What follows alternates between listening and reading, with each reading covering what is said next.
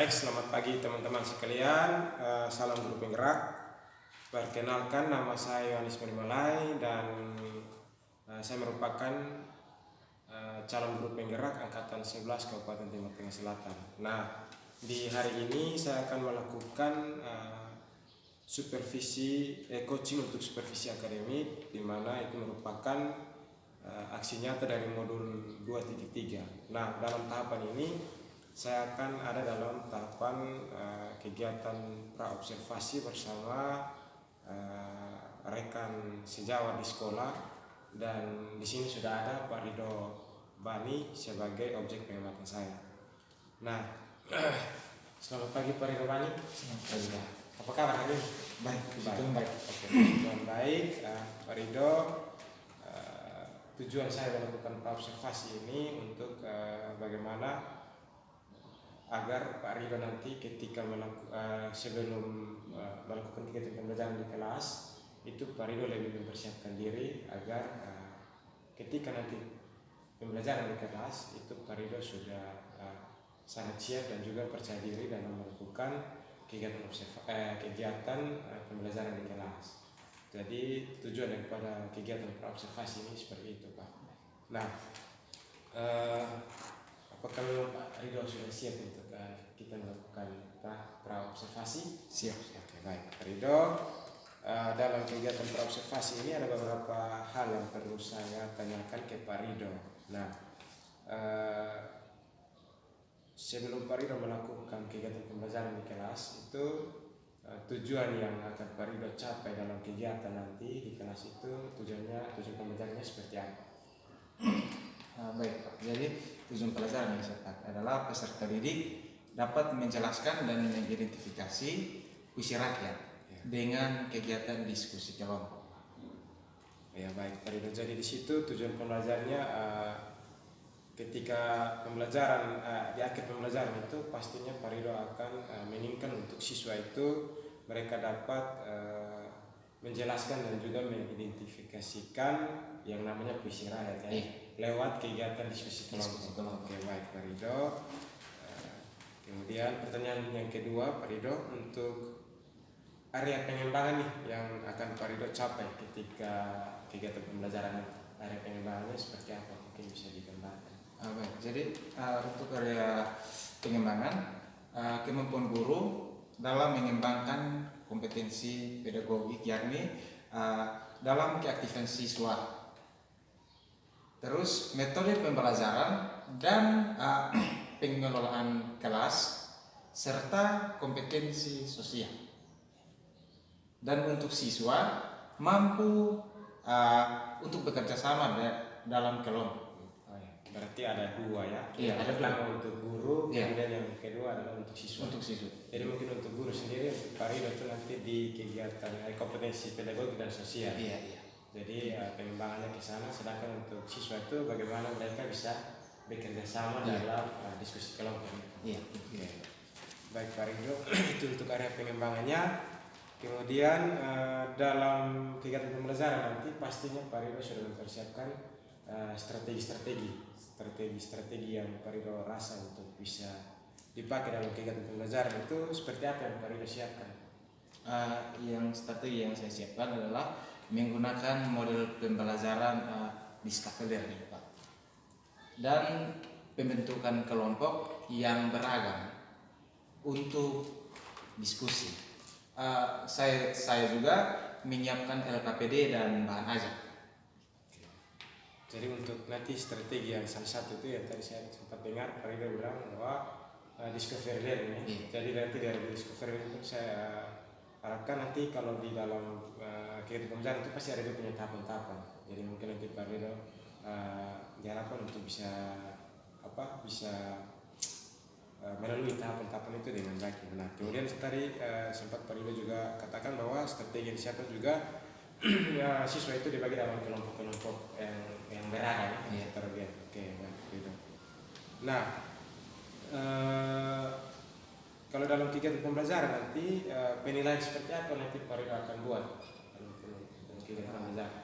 Baik, jadi nanti untuk asesmennya dalam bentuk tertulis atau asesmen formatif, Pak.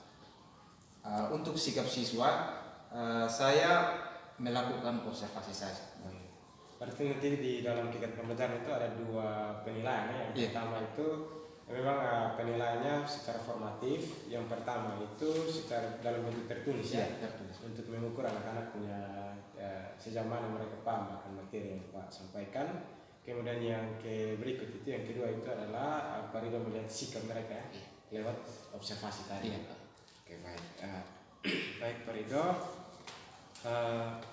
Luar biasa ya apa yang telah Pak Ridho persiapkan. Harapan saya bahwa ketika nanti pembelajaran di kelas itu Pak Ridho sudah mulai mempersiapkan diri. Jadi lewat kegiatan observasi ini diharapkan Pak dapat mempersiapkan diri dengan baik.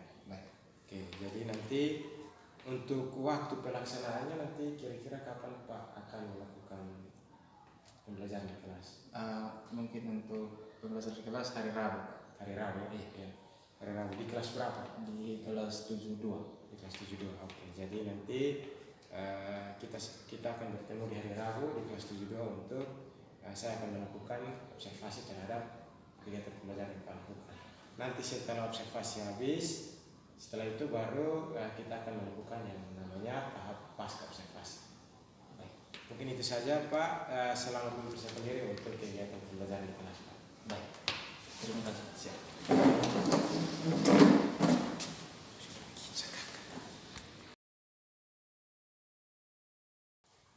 Baik, shalom, selamat pagi adik-adik. Shalom, selamat pagi. Baik, apa kabar hari ini? Baik. Ada yang sakit? Angkat tangan coba ya. Oh, tidak hadir? Nama siapa? Baik. Jadi adik-adik sehat toh? Jadi Pak harap adik-adik bisa mengikuti pelajaran hari ini sampai selesai. Baik. Jadi sebelum kita memulai pelajaran, Pak minta salah satu siswa untuk berdoa. Bisa? Oke. Ayo.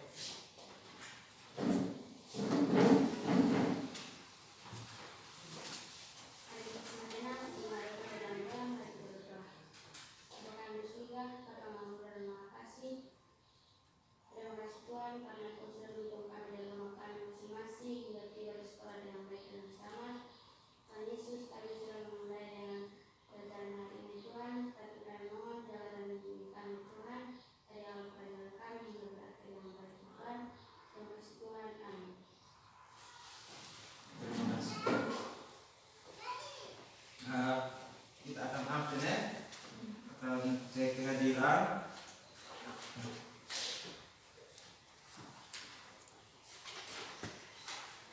Arleni Tapata, Arif Tapata, Chelsea Kune, Dela Dewenata, Desi Esnaif, Esnabe, Diana A.N. Taklale, Elista Maaf, mana Elista? Erwan Baik, Grameta Ahek Boy, Indriati T.A. Tanesi, Irfan Baik, mana Irfan? Senyum Irfan, Jenny W. Nirwan, Catherine J. Baik, Loris Alberto Sipa, Magri Abai, Mesek Y. Baik, Mirzam M. Dere, Niger Betano,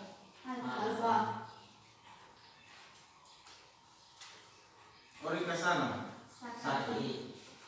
Ricky I. Seko, Rina Jelita Anone, izin, Sarvin O. Maaf, Seni Dewan Ibana, Sinta A. Mune, izin ke Alfa, Yeski Altoi, Yunus Taklal.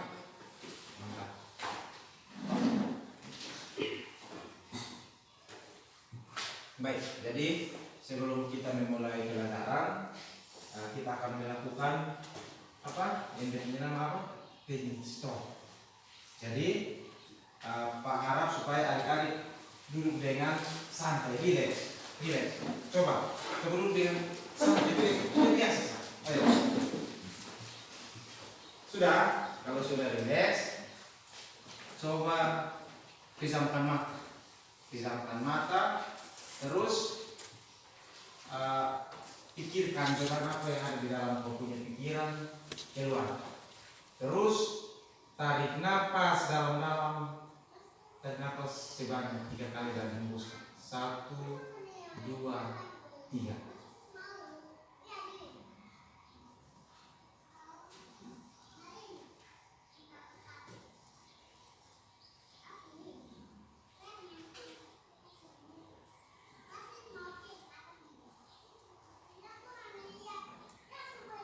Selesai. Relax ya? Sudah? Sudah. Baik. Jadi kalau sudah relax, kita akan masuk dalam pembelajaran kita hari ini. Baik, jadi kali ini kita akan belajar tentang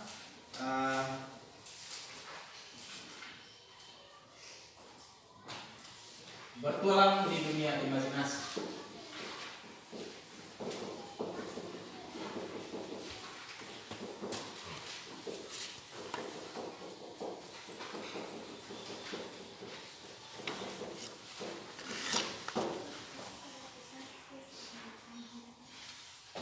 Baik, bertualang di dunia imajinasi. Di sini saya akan tahu apa itu imajinasi.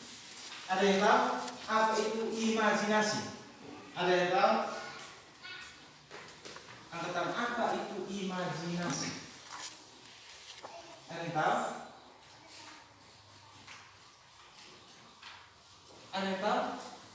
Apa itu imajinasi? Angkat tangan. Ayo jawab salah benar, itu hal biasa. Nanti baru kita perbaiki. Ayo siapa? Apa itu imajinasi? Coba Nona Boy, coba bisa. Cerita fantasi adalah cerita fiksi yang dibuat oleh penulis berdasarkan imajinasi dan khayalan, bukan berdasarkan kejadian nyata. Oke, baik. Jadi tepuk tangan untuk Nona Boy dulu. Jadi, singkatnya, imajinasi adalah apa? Khayalan atau pikiran dari seseorang. Seperti imajinasi, kalau kita belajar tentang imajinasi berarti kita belajar tentang apa? Dunia fantasi. Yang memang benar-benar tidak ada di dalam kehidupannya. Baik, jadi cerita fantasi adalah cerita yang dibuat oleh apa? Khayalan sang penulis. Nah, coba Pak tanya, pernahkah kalian berimajinasi? Kalian pernah berimajinasi atau tidak? Irfan, pernah berimajinasi atau tidak? Pernah menghayal atau tidak? Pernah toh? Nah, itu yang bikinnya nama imajinasi. Jadi kalian ini sudah pernah berimajinasi. Ada yang dia berimajinasi pulang sekolah, saya sampai di tengah jalan, kirim uang 1 kartu. Saya akan menggunakan uang itu untuk membeli kue pisang 1 kantong. Itu kan hanya apa? Khayalan. Ya.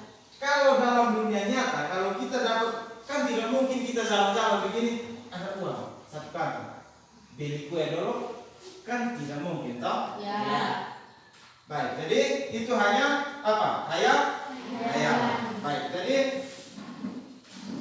pernahkah kalian berpikir apa yang dapat kita hasilkan dari imajinasi? apa yang bisa kita hasilkan dari imajinasi? Baik, jadi yang kita hasilkan dari imajinasi itu yang seperti kita membuat sebuah cerita. Baik, dalam bab ini kita akan mempelajari tentang puisi rakyat dan cerita fantasi. Nah, dua genre sastra ini terlahir dari imajinasi. Nah, Pak mau tanya di sini, siapa yang sudah pernah dengar tentang puisi rakyat? Siapa yang sudah pernah dengar puisi rakyat? Atau pernah lihat orang pentas puisi rakyat di mana? Coba, Nona Chelsea coba. Puisi rakyat adalah karya sastra yang merupakan warisan bangsa Indonesia berupa puisi, syair, pantun, dan gurindam. Ya baik, mantap. Tapi Pak punya pertanyaan. Pernah lihat orang pernah pentas puisi rakyat di mana? Ada yang pernah lihat? Coba, pernah lihat di mana? Televisi. Oke, televisi. Terus yang lain pernah lihat di mana? YouTube. Oke. Baik, jadi sang penulis dia menulis puisi rakyat dan dia pentaskan di televisi dan YouTube. Ada juga yang bisa kita saksikan langsung di panggung, toh? Ya. Baik. Jadi apa itu puisi rakyat? Apa itu puisi rakyat? Ada yang tahu? Apa itu puisi rakyat? Coba, Chelsea. Puisi rakyat, apa itu puisi rakyat?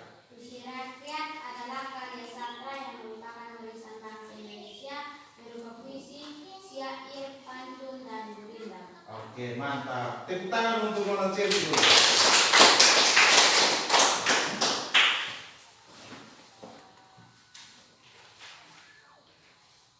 Baik. Kalau kita sudah mengetahui tentang apa itu puisi rakyat, apa saja jenis-jenis puisi rakyat? Ada yang tahu? Angkat tangan. Jenis-jenis puisi rakyat itu ada berapa? Coba, ada yang tahu? Angkat tangan. Coba. Ada jenis puisi rakyat. Yang pertama, pantun, syair, gurindam, dan nambah. Ya baik. Pantun, yang pertama pantun, gurindam, syair dan nambah. Baik, oke. Nah, yang pertama yaitu pantun. Di sini siapa yang sudah pernah dengar pantun? Orang pantun. Siapa? Bisa kasih contoh? Bisa kasih contoh pantun? Coba Irfan. Salah satu pantun coba.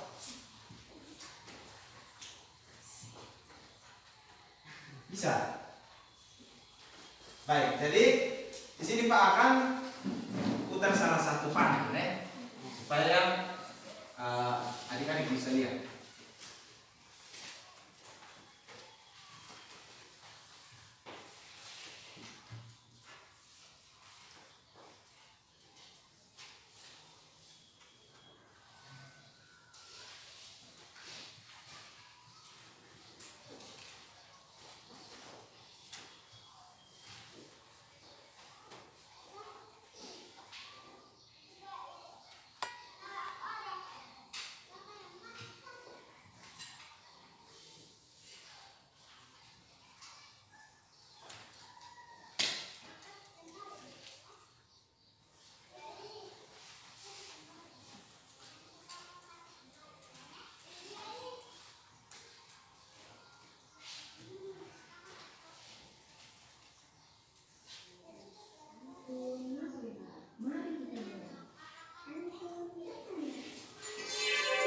Lihat pantai sangat indah.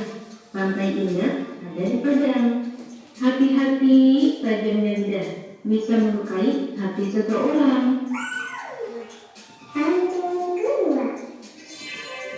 Rambut panjang mau cukur, tapi bangun kesiangan.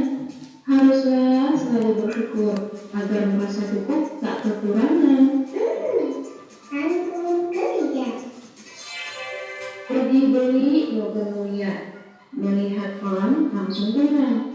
Bersyukur itu lebih mulia daripada melakukan para setenang.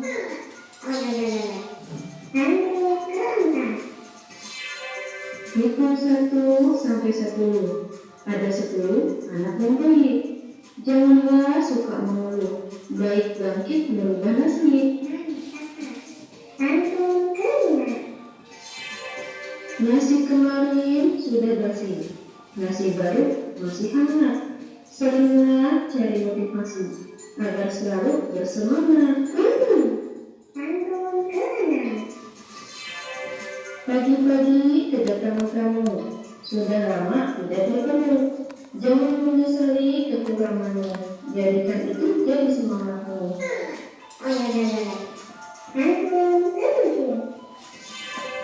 Setiap hari makan buah-buahan, langsung habis bisa di tangan. Keraguan hasilkan kekalahan, keyakinan hasilkan kemenangan.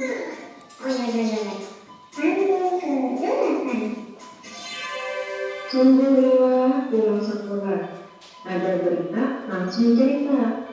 Berjuang dan berusahalah, kesuksesan ada di depan mata. Dapat amplop segera dibuka, jajan kue perut buka. Bersabarlah karena luka, kebahagiaan datang tak terduga. Suka cerita mengadu nasib, foto kenangan ada di bingkai. Jangan suka membuka aib, sama dengan memakan bangkai. Oke, baik. Jadi itu adalah tayangan tadi. Itu adalah puisi apa? Ya? Puisi apa? Puisi? Puisi rakyat. Baik, puisi rakyat. Dan dia punya teks itu sebagai puisi apa? Puisi nasi? Karena di situ bilang yang pertama itu dia punya apa? Sampiran dan baris ketiga dan keempat yaitu apa? Isi. Baik. Di sini kita akan membahas tentang yang pertama itu pantun. Baik. Jadi kita akan baca sama-sama ya di buku. Itu yang pertama, pantun di daerah Melayu. Coba. Halaman 29.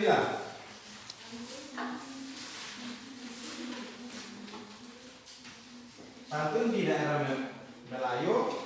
Coba. Ayo. Sama satu baca, ayo coba. Pantun. Di daerah Melayu terdapat tradisi berbalas pantun. Dalam kamus besar bahasa Indonesia, pantun adalah bentuk puisi Indonesia Melayu. Tiap bait biasanya terdiri atas 4 baris yang bersajak A B A B. Tiap larik biasanya terdiri atas 4 kata. Baris pertama dan baris kedua biasanya untuk tumpuan, sampiran, sajak, dan baris ketiga dan keempat merupakan isi. Baik. Jadi kita lihat di abuk itu, di situ pantun itu berarti dia bersajak apa? A B A B A B. Jadi dia punya akhiran itu A B A B. Toh? Baik. Jadi seperti di situ dia ada contoh bermain-main di ladang rumput, lalu makan ikan sambil rehat. Kesalahan kecil tak akan luput di hadapan Tuhan yang Maha Melihat. Baik, jadi dia punya baris pertama dan baris kedua itu yaitu apa? Sampiran. Terus dia punya baris ketiga dan baris keempat yaitu dia punya apa? Isi. Baik. Jadi satu bait ada berapa baris? Oke, ada 4 baris. Itu dalam 4 baris itu dia berlarik atau bernama apa? A B dan A. Mantap.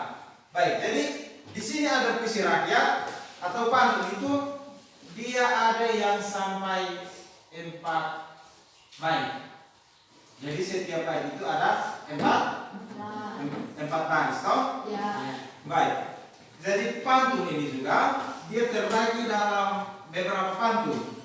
Yang pertama itu pantun anak, pantun orang muda, dan pantun orang tua. Baik, dari pantun anak dia akan turun ke pantun bersukacita. Lalu turun lagi ke pantun apa? Berduka cita. Kalau pantun orang muda, dia akan turun langsung ke pantun apa? Dagang. Lalu pantun muda, pantun jenaka. Lalu turun lagi ke apa? Pantun perkenalan, pantun berkasih-kasih, pantun perpisahan, dan pantun berbakti. Baik. Terus pantun orang tua, dia turun ke mana? Pantun nasihat, pantun adat, dan pantun agama. Baik, bisa paham toh? Baik, jadi dalam pantun itu ada berapa? Baik, dalam satu pantun yang ada di buku itu ada berapa bait? 4 bait. Setiap bait ada berapa baris? 4 baris. Baik, jadi baris pertama dan baris kedua yaitu sampiran. Ingat, jangan lupa. Jadi baris pertama dan baris kedua adalah sampiran. Baris ketiga dan baris keempat adalah isi. Ada pantun yang dia tidak ada sampiran, tapi isi semua. Dari atas, dari baris pertama, baris kedua, baris ketiga, baris keempat, itu semua isi. Bisa paham toh? Bisa. Baik. Jadi kita lanjut lagi ke apa? Mantra. Sini sampai pernah dengar mantra. Pasti mantra ini sangat asing ya, karena tidak pernah dengar mantra. Kalau pantun, puisi kan itu sudah kalian sudah pernah. Hanya mantra ini di sini saya tahu apa itu mantra. Apa itu mantra? Ya. Mantra memiliki unsur gaib. Baik, mantra memiliki unsur gaib. Yang lain ada? Apa itu mantra?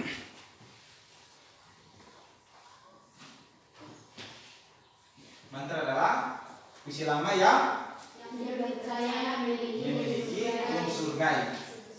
Baik, seperti berdoa atau mantra itu mengutamakan keindahan suara. Nah, mantra digunakan sebagai sarana berdoa.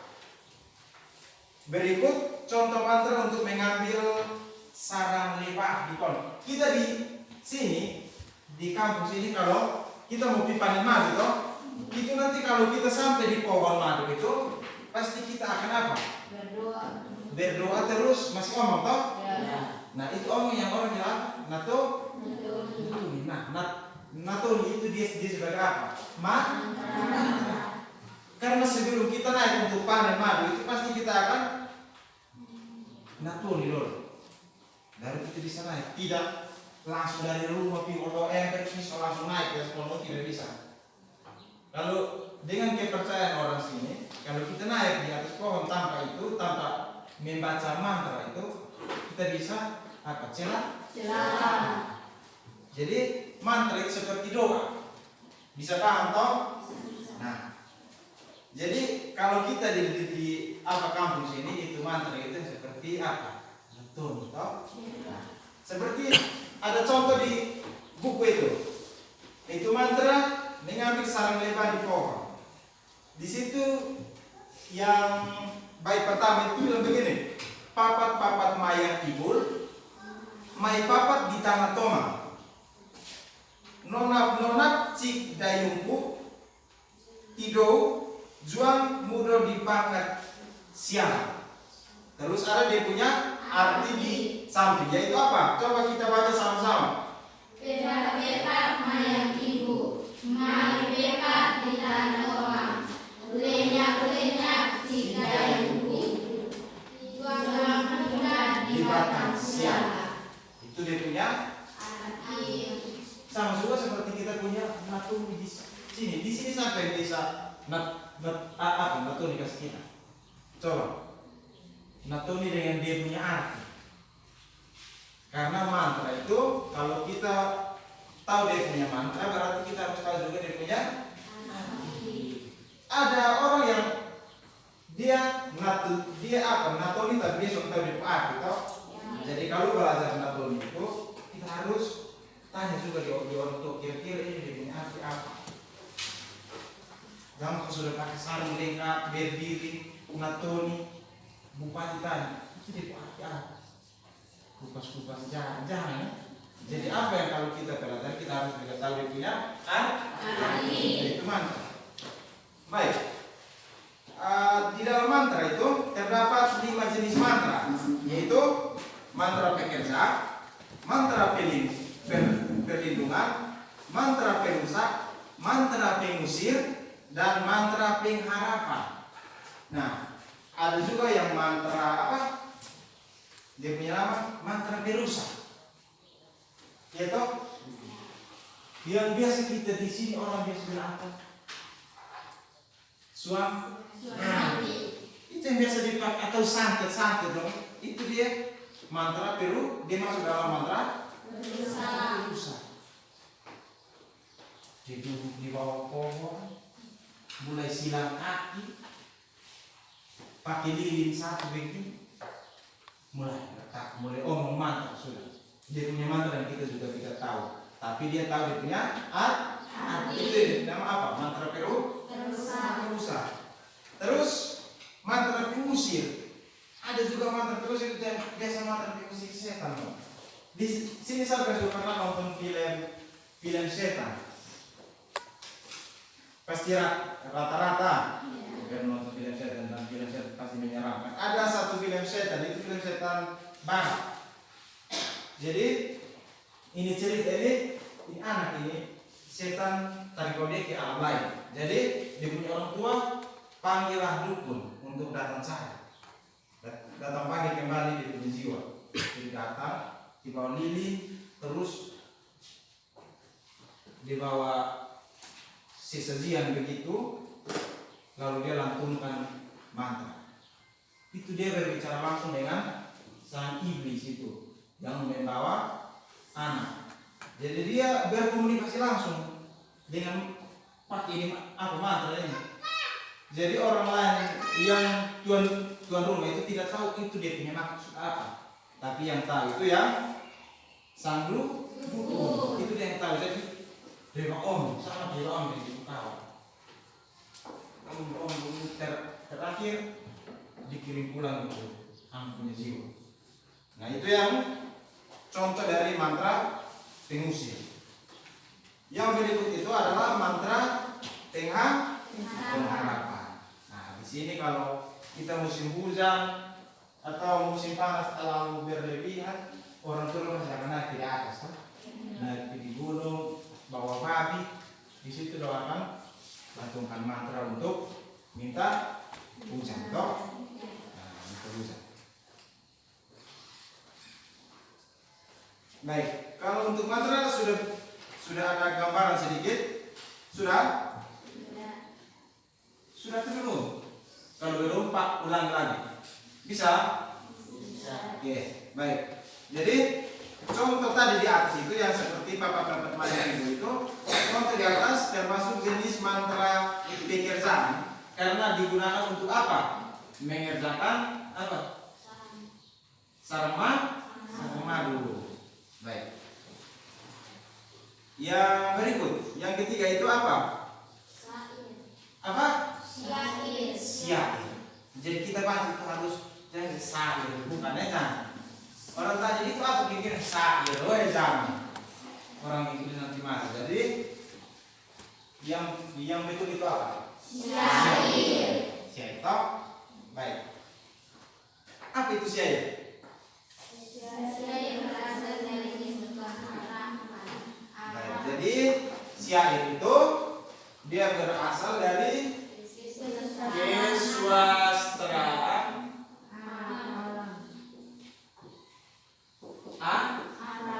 Arab. Jadi syair ini dia datang dari apa bahasa atau dari mana? Negeri apa? Negeri Arab. Baik, jadi syair dari kata syaar yang berarti apa? Tembang. Dan syair yang berarti menembang. Nah, bentuk syair adalah puisi lirik halus dan penuh dengan gejolak rasa penyair. Jadi syair itu dulu mereka pakai di kerajaan-kerajaan dulu. Jadi kalau permaisuri minta untuk apa buat syair, mereka akan buat, dan buat mereka tidak tulis di kertas tapi di bambu. Mereka lukis itu syair di bambu, lalu gulung bawa ke kerajaan untuk kasih kirasa, misalnya begitu. Jadi syair ini dia berasal dari mana? Kesusastraan Arab. Baik, jadi di situ puisi syair adalah puisi lirik halus dan penuh dengan gejolak rasa penyairnya.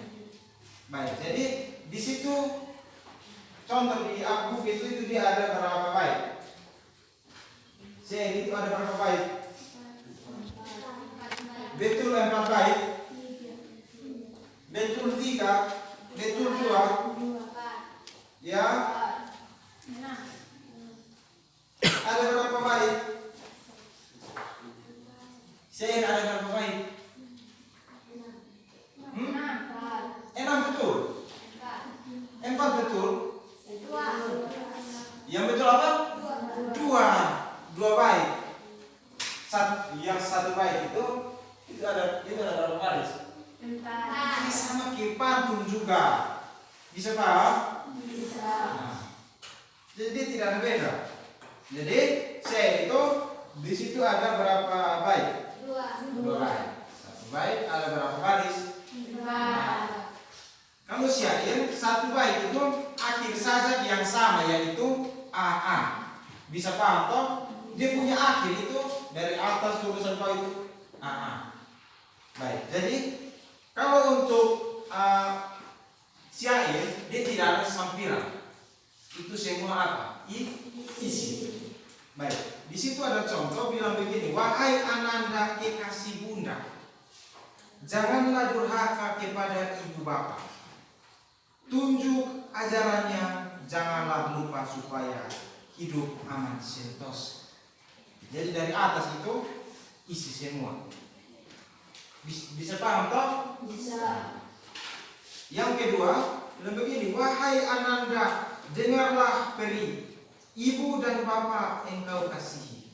Jangan sekali membesarkan diri, supaya hidupmu diberkati ilahi.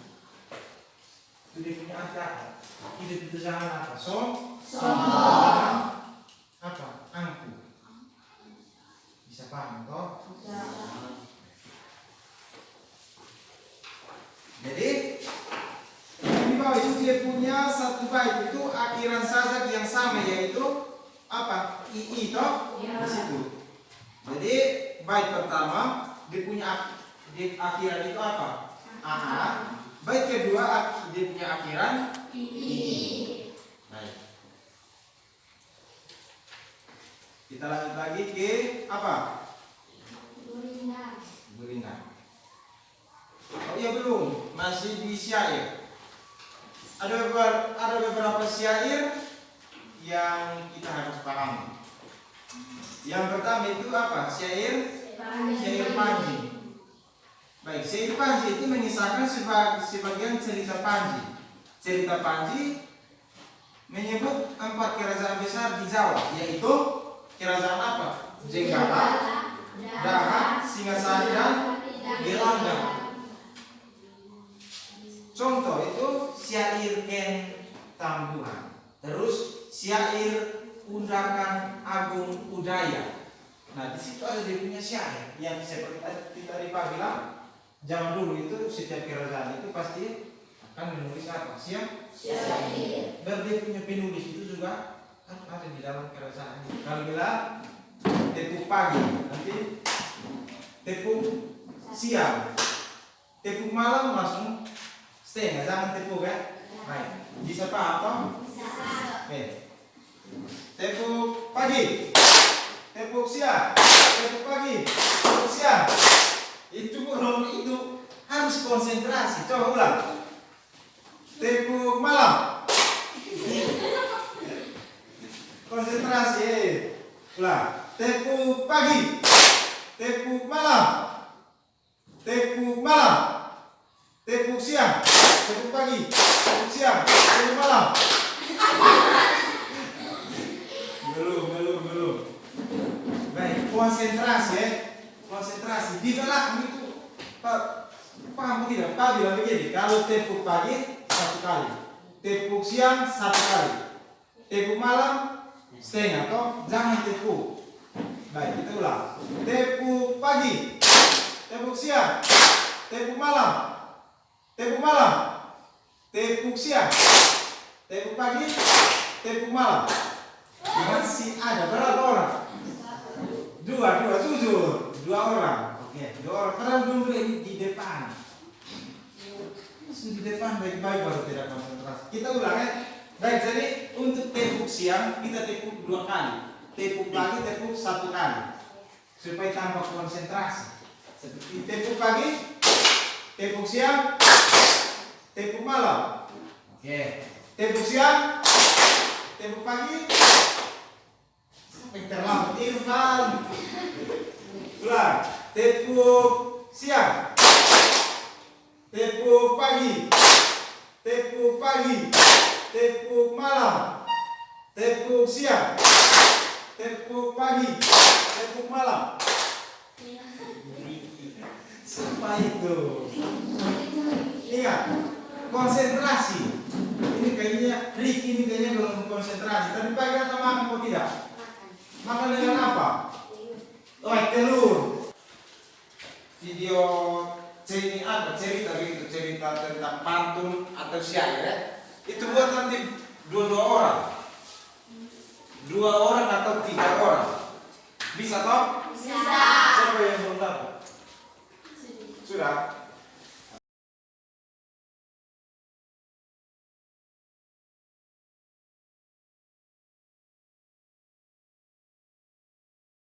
Kita tahu itu pantun itu ada berbagai macam toh. Ada yang 1 bait, itu isi berapa? 4 Baik. Baik, di sini Pak akan kasih kita 1 permainan. Kita akan berbalas pantun. Setiap kelompok itu sudah siap pantun toh? Siap. Siapa yang mau duluan? Kelompok mana yang mau duluan? Oke. Coba. Waduku, gua rambutan. Cuci piring di bawah jembatan. Eta jodoh, eta bukan. Yang penting persahabatan. Tepuk tangan dulu. Baik, kira-kira itu pantun apa? Itu pantun orang muda atau pantun orang tua atau pantun anak-anak? Pantun Oke, baik, pantun orang muda. Ada yang mau balas?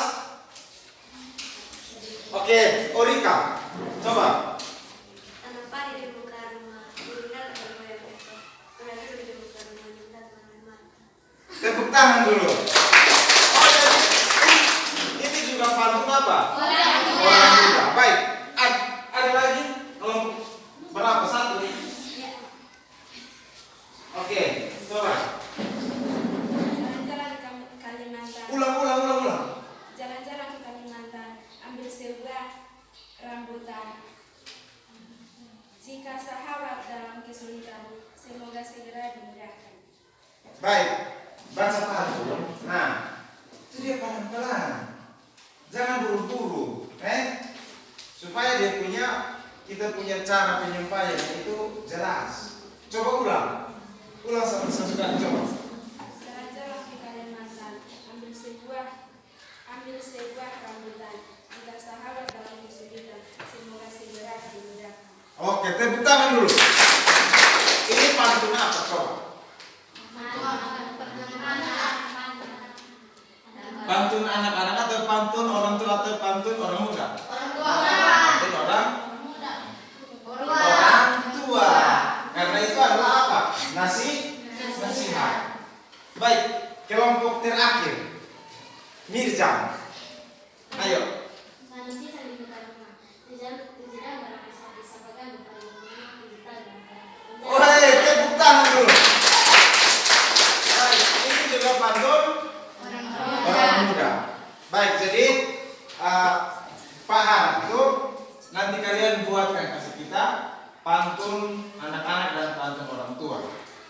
kan pantun anak-anak itu dia diturunkan lagi ke pantun apa? Pendidikan. Bisa toh? Bisa. Kalau Irfan bisa toh? Baik. Jadi tepuk tangan untuk semua dulu. Luar biasa. Dalam tahap evaluasi. Jadi Pak harap kalian perhatikan di apa layar ini untuk kalian isi soal-soal yang ada. Bisa? Oke, silakan isi. Yang pertama itu puisi yang apa yang dimaksud dengan puisi rakyat? Yang pertama itu apa? Puisi yang hanya ada di buku-buku. Yang kedua puisi yang ditulis oleh penyair terkenal. Yang ketiga puisi yang berkembang secara lisan dalam masyarakat tradisional. Yang keempat puisi yang tidak memiliki aturan. Jadi pilih mana yang betul. Oke, silahkan tulis. Untuk mengakhiri kegiatan pembelajaran kita hari ini, Pak minta salah satu siswa untuk kita dapat doa sebelum kita akhiri pelajaran hari ini.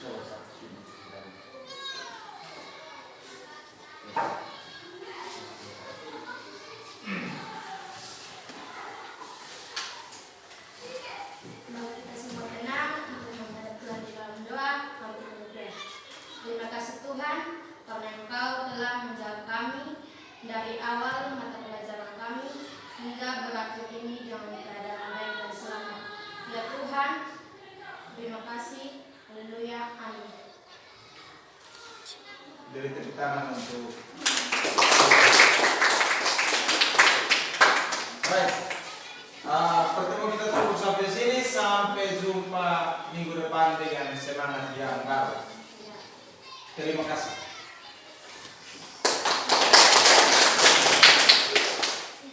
Siap gerak. Bayar apa-apa guru dari sana.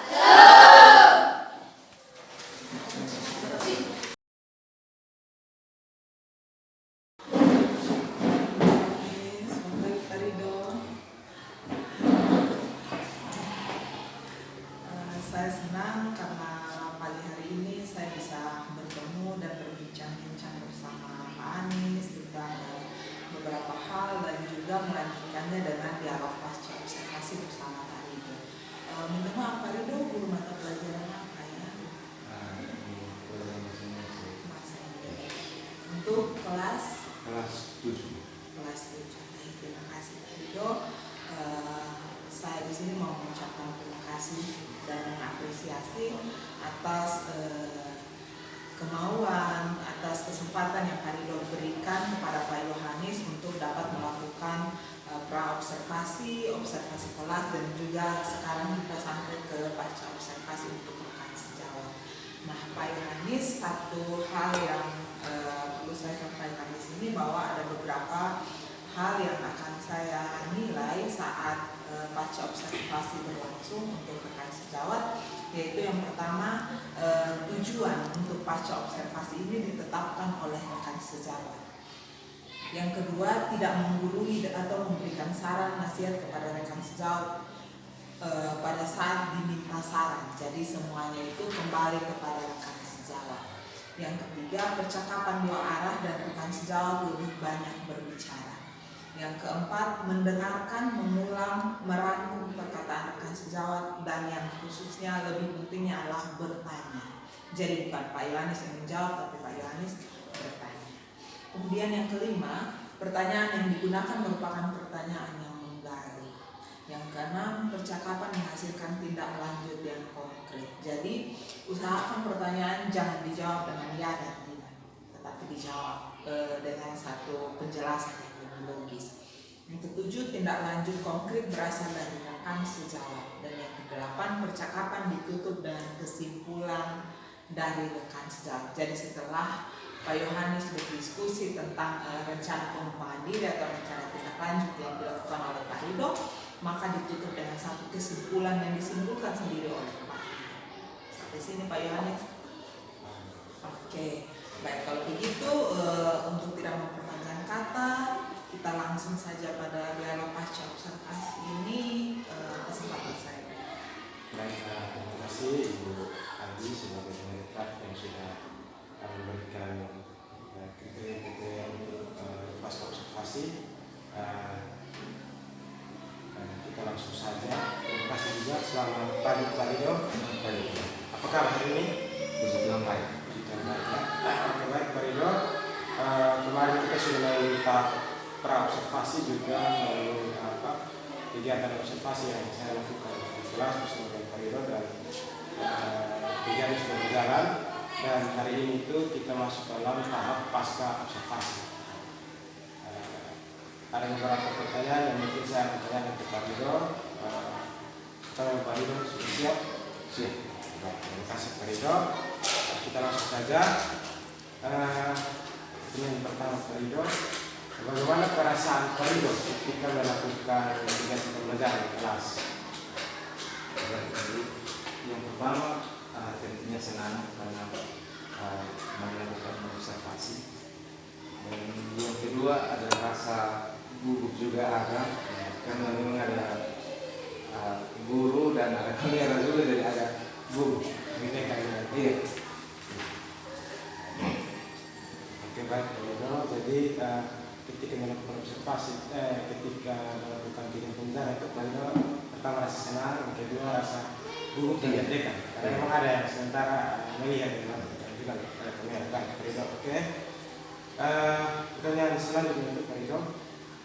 Ketika Pak Rido melakukan kegiatan pembelajaran di kelas itu, apa yang menjadi kendala Pak Rido ketika pembelajaran atau menjadi masalah? Baik, kalau itu mungkin kendalanya tidak ada. Hanya ada masalah kecil yang pas buat kelompok begitu, itu yang saya masih ada setengah mati di situ untuk mengontrol jalannya diskusi. Jadi saat kegiatan pembelajaran dalam proses diskusi kelompok itu agak setengah mati ya Pak Rido. Oke Pak Rido, jadi itu menjadi masalah Pak Rido. Oke. Selain masalah itu, kira-kira mungkin ada hambatan yang Pak Rido alami? Tidak ada. Tidak ada. Oke, baik Pak Rido. Kalau tidak ada, apa yang akan Pak Rido lakukan ketika yang tadi hambatan yang pertama Pak Rido bilang bahwa dalam kegiatan pembelajaran itu susah untuk mengontrol diskusi kelompok. Apa yang Pak Rido akan lakukan Pak Rido? Baik, tentunya ke depan mungkin saya akan belajar untuk lebih lagi dan akan mencari referensi lain untuk bisa belajar.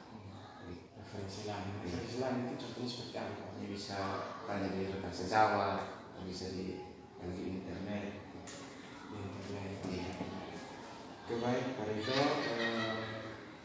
Kira-kira kapan waktunya Pak Rido untuk Pak Rido bisa mencari referensi lain itu, kira-kira kapan waktunya? Maksudnya waktunya kapan? Kamu Pak Rido akan lakukan? Mungkin mulai dari sekarang. Waktunya Bisa memberikan. Baik Pak Rido, berdasarkan apa yang telah Pak Rido sampaikan, memang ada beberapa catatan yang saya lihat juga ketika saat observasi itu. Saya juga ada beberapa catatan yang saya buat itu dari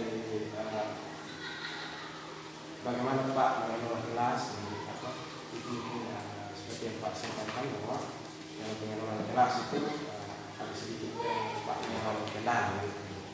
Kemudian juga dengan diskusi kelompok seperti Pak bilang. Pak Rido, dari masalah yang Pak Rido alami dalam diskusi kelompok itu, ke depan tadi Pak Rido bilang bahwa akan Pak Rido mencari referensi lain baik di internet atau mungkin dari diskusi dengan rekan sejawat untuk bisa menambah referensi begitu. Oke, Pak Rido. Jadi itu merupakan tindak lanjut. Terima kasih. Dari kegiatan yang Pak Rido lakukan dan masalah yang Pak Rido lakukan di kelas itu, kira-kira solusinya seperti apa? Solusi yang paling baik? Solusi kalau untuk untuk solusi ya harus belajar dari rekan-rekan guru untuk diskus masukan untuk saya. Selain dari rekan guru, Iya, tadi saya bilang internet. dari solusi satu ya. Oke, Pak Rido, kalau begitu kesimpulan yang Pak dapatkan ketika Pak melakukan kegiatan pembelajaran dan hal-hal yang Pak temukan setelah itu dengan kemudian itu kesimpulan seperti apa? Mungkin saya berterima kasih Bapak dan saya akan terus berusaha untuk lebih baik lagi ke depannya, lebih baik lagi supaya peserta didik bisa menyerap apa yang saya sampaikan. Jadi ke depan Pak mengupayakan untuk lebih baik lagi untuk peserta didik itu bisa senang dalam belajar. Baik, terima kasih Pak Rido. Mungkin dari saya seperti itu pertanyaan yang saya ajukan sangat luar biasa. Saya juga mengapresiasi karena Pak Rido sudah bisa menemukan solusi dari masalah yang Pak temukan ketika melakukan kegiatan pembelajaran dan juga kesimpulan yang Pak dapatkan. Mungkin dari saya seperti itu Pak Rido. Terima kasih untuk waktu dan sudah menjadi bagian daripada kegiatan yang saya lakukan. Ini saja. Terima kasih. Terima kasih Pak Rido dan Pak Yohanes yang sudah melakukan dialog pasca observasi untuk melihat sejauh mana perkembangan observasi pembelajaran di kelas yang sudah berlangsung dan juga untuk mengetahui rencana tindak lanjut yang akan dilakukan oleh Pak Rido ke depannya. Nah, tadi saya mendengar bahwa kendala yang Pak Rido alami saat kegiatan pembelajaran itu lebih terpusat pada pembagian kelompok di dalam kelas. Satu saran saya mungkin saat pembagian kelompok itu agar lebih mempermudah Pak Rido dapat membuat pengelompokannya berdasarkan apa? Berdasarkan minat peserta didik, berdasarkan gaya belajar, atau juga bisa berdasarkan kemampuan belajar. Jadi pengelompokannya bisa, misalnya bisa peserta didik yang nilainya di atas standar satu kelompok, terus yang di tengah dan yang memang belum. Nah itu misalnya kalau untuk pelajaran bahasa Indonesia ya, misalnya anak-anak yang sudah membaca lancar atau sudah membaca memahami satu kelompok, membaca lancar satu kelompok, dan yang masih mengeja atau belum membaca lancar satu kelompok. Jadi sebentar saat Pak Rido memberikan kepada mereka terapi atau pelajaran sesuai dengan kemampuan mereka, itu cara pertama. Yang kedua, Pak Rido pun bisa mengelompokkan mereka berdasarkan gaya belajar. Jadi gaya belajar yang memang mereka suka menonton video di satu tempat, yang suka mereka praktek langsung satu tempat, dan mungkin yang pembelajarannya melalui media, membaca dan sebagainya itu di satu tempat agar lebih mempermudah pendekatan yang akan Pak Rido lakukan ke depannya. Selain dengan mengelompokkan peserta didik berdasarkan minat, gaya belajar, dan juga kemampuan peserta didik, Pak Rido bisa memix banyak metode pembelajaran. Metode pembelajaran ini setahu saya yang legal itu ada 66 metode pembelajaran, tapi itu Pak Rido bisa kombinasikan. Mau gaya belajar bermain sambil berkelompok atau mau gaya belajar apapun, Pak Rido modifikasi itu menjadi satu pembelajaran yang menyenangkan, yang bisa membuat peserta didik mengerti dan memahami akan materi yang Pak Rido sampaikan. Karena kalau mau kita bicarakan bahasa Indonesia ini sekarang merupakan bahasa ibu. Jadi mereka anak-anak ini sudah setiap hari menggunakan bahasa Indonesia, tetapi tinggal diasah kembali agar menggunakan bahasa Indonesia yang baik dan benar, yang sesuai dengan kaidah bahasa Indonesia yang ada. Baik, Pak Rido, mungkin itu yang saya sampaikan. Kedepannya Pak Rido mungkin akan melakukan pembelajaran kembali di kelas. Saat itu jika Pak Rido mengalami kendala, Pak Rido bisa berkolaborasi bersama guru-guru hebat yang ada di sekolah ini. Saya dan percaya bahwa banyak sekali guru hebat di sekolah ini yang memiliki kemampuan. Mungkin Pak Yohanes bidang IT, terus teman-teman guru yang lain di bidang lain yang dapat berkolaborasi bersama Pak Rido menciptakan satu pembelajaran yang lebih berpihak pada murid, yang dapat membuat murid merasa nyaman dan menyenangkan saat mengikuti pembelajaran yang Pak Rido lakukan di kelas. Terima kasih Pak Rido, sukses ke depannya.